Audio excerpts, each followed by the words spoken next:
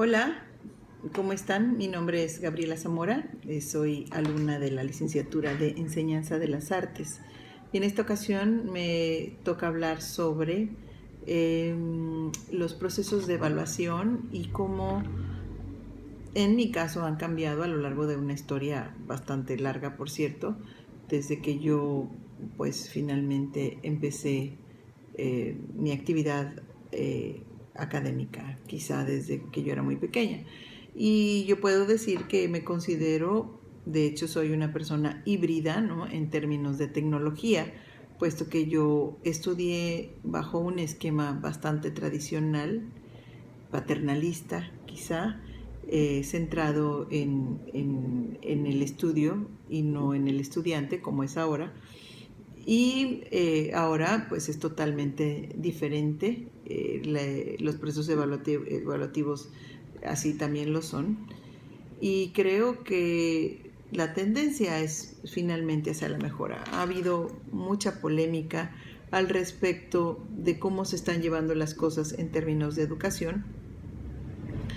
Y se habla mucho de la escuela precaria en términos de calidad en la educación. Y creo que todo esto es conveniente, toda esta filosofía y toda esta investigación que se está haciendo al respecto de cómo es la mejor manera de lograr este proceso de enseñanza-aprendizaje, creo que nos va a llevar a algo bueno finalmente.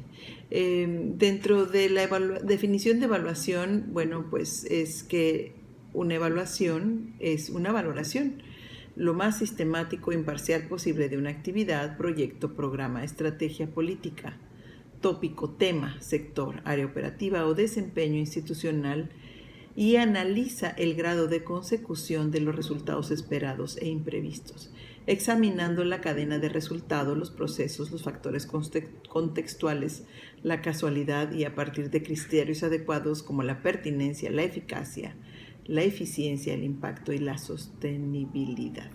Una evaluación debe suministrar información creíble, útil, con base empírica que facilite la incorporación oportuna de los hallazgos, recomendaciones y lecciones en los procesos de toma de decisiones de las organizaciones y partes interesadas.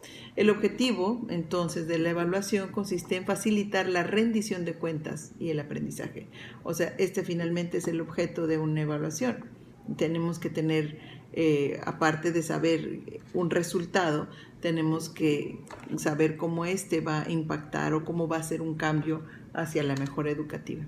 Su propósito es comprender por qué y en qué medida se logran los resultados voluntarios o involuntarios, así como analizar las consecuencias de tales resultados. La evaluación puede fundamentar el ciclo de planificación, programación, formulación del presupuesto, implementación y elaboración de informes y contribuir a la formulación de políticas con base empírica a la eficacia del desarrollo y a su eficacia institucional. Estoy leyendo este documento que se encuentra en la web.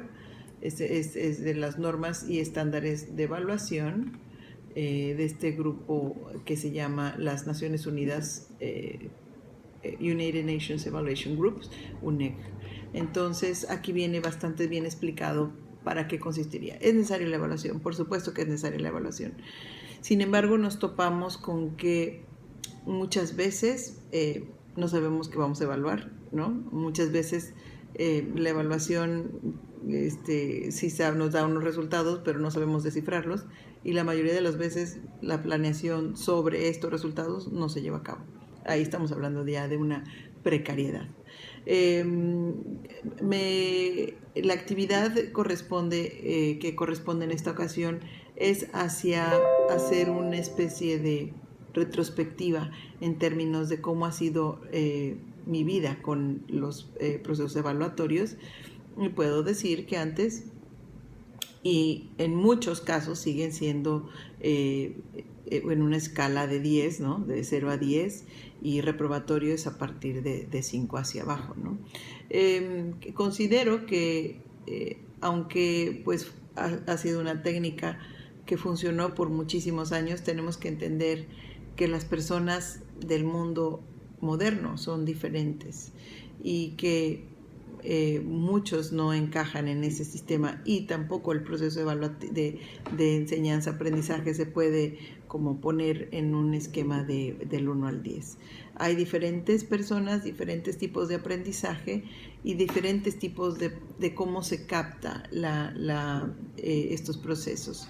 Hay gentes, hay aprendizajes.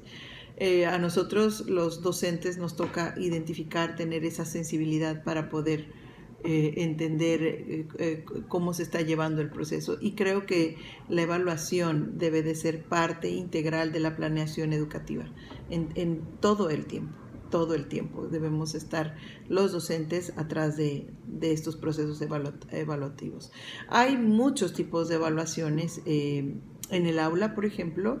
Creo yo que más allá de ser una calificación aprobatoria como para no pasar a un alumno, en el caso que yo soy en este momento soy estudiante, estudio la licenciatura en Enseñanza de las Artes, pero me ha tocado ser docente también. En mi caso, yo soy educadora en diabetes, realmente esto de querer reprobar a una persona no funciona, sobre todo en un adulto. Eso es irrisorio, eso no va a funcionar nunca. Pero sí podemos, a base de preguntas, saber si la persona está captando, y eso nos va a servir a nosotros para mejorar nuestras estrategias como docentes. Uno de mis maestros decía que la verdad de las cosas es que si el alumno no aprende es porque uno tiene que esmerarse más, ¿no? En el caso de un modelo andragógico, que es el aprendizaje de adultos, pues el adulto va a aprender siempre y cuando este aprendizaje le sirva para algo, si no, no va a aprender nada. Y casualmente, o quizá no sea casualidad, el joven moderno, él no quiere aprender si no es algo que le va a servir y que no le va a tener una utilidad presente. Hay mucho de esto en la actualidad y por lo tanto hay mucha deserción, por lo que creo que siempre tenemos que estar en esta actualización constante y desarrollar estas capacidades en los docentes para poder asumir esta responsabilidad. Es gigante, ¿no? De hacer que pues se cumpla el proceso de enseñanza-aprendizaje. Y la evaluación pues finalmente es un pilar y lo ha sido toda la vida. No puedes mejorar algo si no tiene un proceso evaluatorio.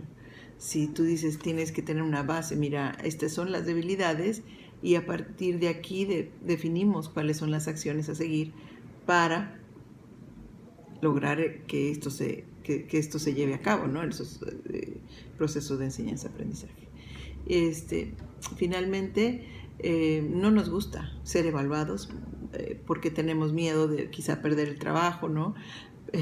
Quizá de que me vayan a reprobar como alumno, pero creo que va mucho más allá. Yo creo que los procesos evaluatorios no tienen que ser como para reprobar a una persona, sino para mostrar cuáles son los puntos para mejorar y cuáles son las estrategias que no funcionan, definitivamente.